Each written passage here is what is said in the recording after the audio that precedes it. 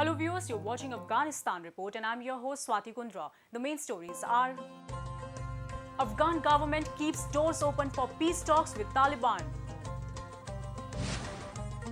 Afghanistan signs draft pact with Taliban ally. Chinese president calls for cooperation with Afghanistan. A top Afghan leader said the government is open to hold talks with militants who should lay down their arms and join the peace process. However, Pakistan's top foreign official is of the opinion that Afghanistan must limit military gains by the Taliban and offer them incentives to revive peace negotiations. Let's have more on this report. Afghanistan recently displayed its discomfort with Pakistan by downgrading its representation in an international group trying to arrange peace talks with Taliban.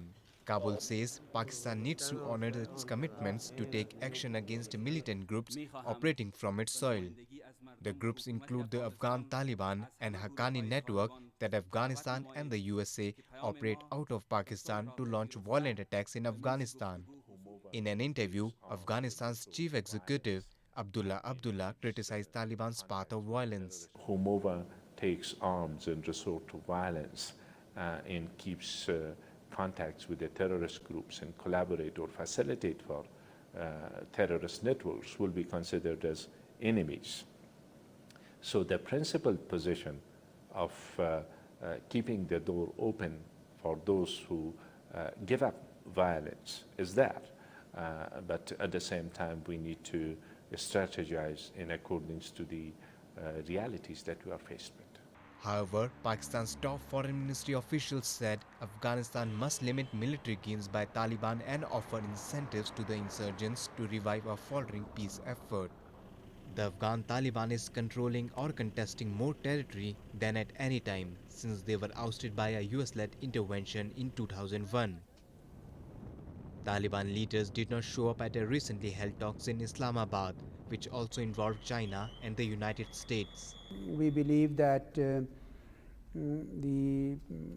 there should be, effective action by Afghan national security forces to ensure that there are no military gains by the Taliban on ground. For that matter, the Afghan national security forces need all the support and help that they must get. We are doing whatever we can to persuade the Taliban and the Haqqani leadership, whoever we can contact, or the ones in the Doha office, that they must engage. We are using whatever pressure we can, using whatever leverage and influence we have. We do hope that all other three countries are also doing the same, so that the joint effort, which we call as shared commitment, results ultimately in bringing them to the table. Afghanistan has accused Pakistan of harboring militants seeking to topple its government, including the notorious Haqqani network blamed from high-profile attacks in Kabul. Pakistan denies that, but nevertheless, the United States has urged Islamabad to act more swiftly against militants on its soil. Afghanistan has signed a draft peace agreement with veteran warlord Gulbuddin Hekmatyar's Hezb-e-Islami militant group. We have more on this. On May 18th, Afghanistan signed a draft agreement with Hezb-e-Islami militant group in a move that the government hoped could lead to a full peace accord with one of the most notorious warlords in the insurgency. Hekmatyar is a veteran of the Afghan war, and the right groups have accused the Hezb-e-Islami of widespread abuses, particularly during civil war in the early 1990s when he briefly served as Prime Minister. Under the terms of the draft, members of Hezb-e-Islami would be offered an amnesty similar to that offered in 2007 to warlords accused of war crimes, as well as release of prisoners held by Afghan authorities. The government would also work to have the group removed from a UN blacklist. ما هم خوشبین هستیم به این و خیلی قویاً استقبال میکنیم این مسئله را. در این شرایط یک حزب مهم و یک ستون فقرات وقت جهاد میاید به پروسه صلح میپیونده یک حرف خیلی قوی برای ملت افغانستان است.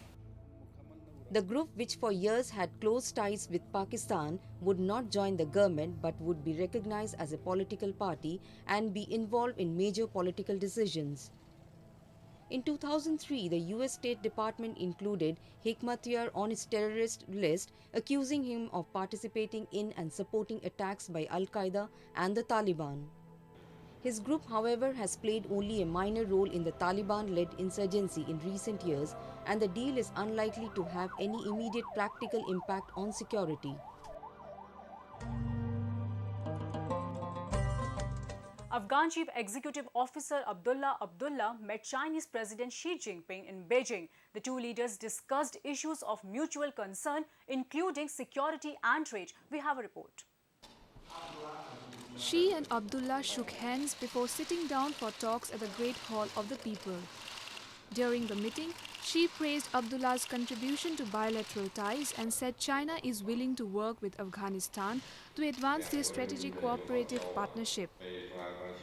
The Chinese president said that his country and Afghanistan are traditionally good neighbors, adding that Beijing has attached great importance to relations with Kabul and stands ready to join hands to push forward the Sino-Afghan strategic partnership. Chinese Foreign Ministry spokesperson said Afghanistan understands and supports its position on the South China Sea dispute. 有关国家应该根据双边协议和南海各方行为宣言的规定，通过友好协商和谈判，解决领土和海洋争议问题。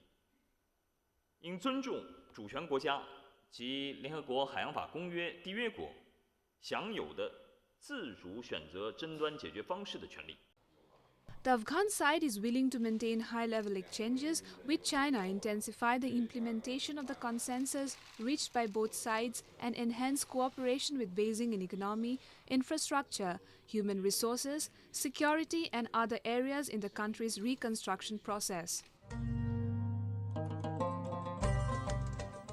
NATO foreign ministers agreed on May 20 to extend the alliance's key training and support mission in Afghanistan beyond this year as the country continues to face serious security challenges. NATO chief Jens Stoltenberg said Afghan forces were doing well against Taliban rebels, benefiting from the current military training programs launched in 2015 after the alliance ended its direct combat role.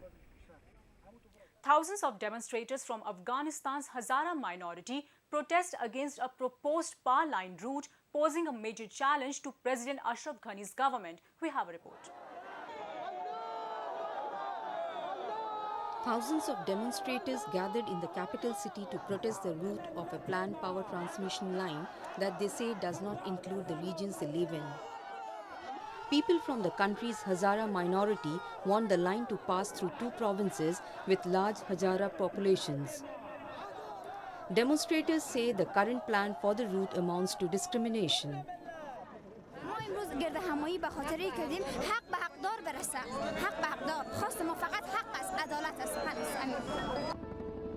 The mainly Shiite ethnic group has long faced persecution but are well organized politically.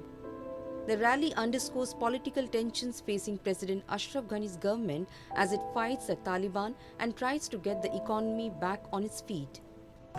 اگر این تظاهرات امروزی ما نتیجه نده ما از این کار خود منصرف نمیشیم و روزها خواهد ادامه دادیم سرک‌ها بر روی سرک‌ها مردم خواهد آمدن و تا ارگ خواهد رسیدیم اگر باز هم ارگ پاسخ مثبت به ما نداد و ما با همین کار خود ادامه داده تا روزها تا ماه‌ها تا سال‌ها ادامه میتیم و ما از این کار خود منصرف نخواهید شد. Only around 30% of Afghanistan is connected to electricity. Modernizing the creaking power system, which frequently experiences blackouts, has been a top priority. With that, we have come to the end of this week's episode of Afghanistan Report. I'm Swati Kundra taking your leave. We'll be back next week with more news and views from Afghanistan. Goodbye and Khuda Hafiz.